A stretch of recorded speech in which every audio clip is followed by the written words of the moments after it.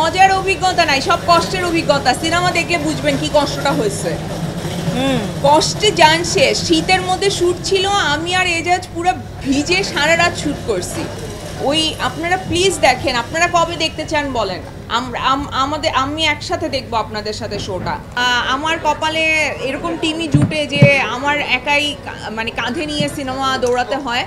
তো ওই সময়ও আমাকে আসলে একাই মুভ করতে হয়েছে। তো এগুলো আমি ফেস করেছি, মিডিয়া হোক, আমার দর্শক অডিয়েন্সের সাথে ইন্টারাকশন হোক, সব কিছু। তাও এইবার আমি আমার টিমে আরও মানুষ পেয়েছি। পূজা আছে, এজাজ আছে, হাসনাত রিপন ভাই আছে, রৌনক রিপন ভাই আছে, যারা আসলে আপ্রাণ চেষ্টা করছে।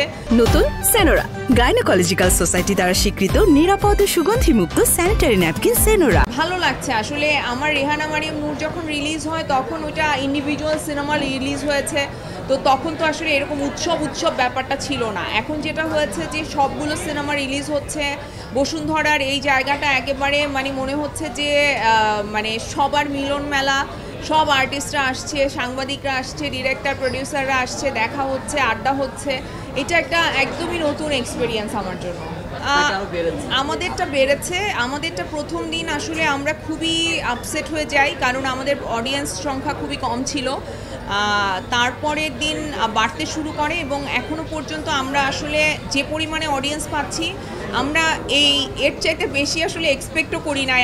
আমি নিজে এখন ধরেন প্রডিউসার ডিরেক্টর কত এক্সপেক্ট করেছে আমি জানি না, কিন্তু আমি যেই বাস্তবতাটা বুঝি যে আমাদের সোশ্যাল সিস্টেমটাই এরকম যে সিস্টেমে আসলে এই সোসাইটি আসলে রেডিও না হয়তো যে একটা নারী কোনো নায়ক ছাড়া একটা সিনেমা দেখবে। আমাকে সবাই জিজ্ঞেস করে তোমার নায়ককে, তো পূজাকেও জিজ্ঞেস করে তোমার নায়ককে। তো এখন এই প্রশ্নের উত্তর হচ্ছে যে এটা একটা নায়ক ছাড়া সিনেমা। তো এখন এইটার জন্য মানসিকভাবে প্রস্তুত কতটুকু দর্শক সেটাও একটা ব্যাপার। কিন্তু আমার কাছে আমাকে অডিয়েন্স সারপ্রাইজ করেছে যে তারা আসলে এরকম সিনেমাকে গ্রহণ করছে। আপনারা রিভিউ নিচ্ছেন, আপনারা দেখেছেন।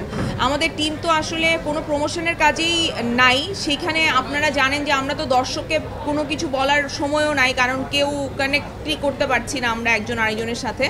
সো দর্শকরা কিন্তু একেবারে অথেন্টিক রিভিউ দিচ্ছে এবং তারা সবাই যে সিনেমাটার সাথে নিজেদেরকে কানেক্ট করতে পারছে, এইটা আমাকে আসলে অনেক ভালো লাগা দিয়েছে। তো মানে আমার কাছে মনে হয় যে আমি যে উদ্দেশ্যে সিনেমাটা করেছি আর সানি সারোয়ার ভাই যে উদ্দেশ্যে সিনেমাটা বানিয়েছে সেটা সফল হয়েছে।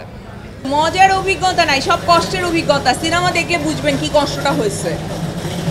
কষ্টে জান শেষ। শীতের মধ্যে শ্যুট ছিল, আমি আর এজাজ পুরো ভিজে সারা রাত শ্যুট করছি।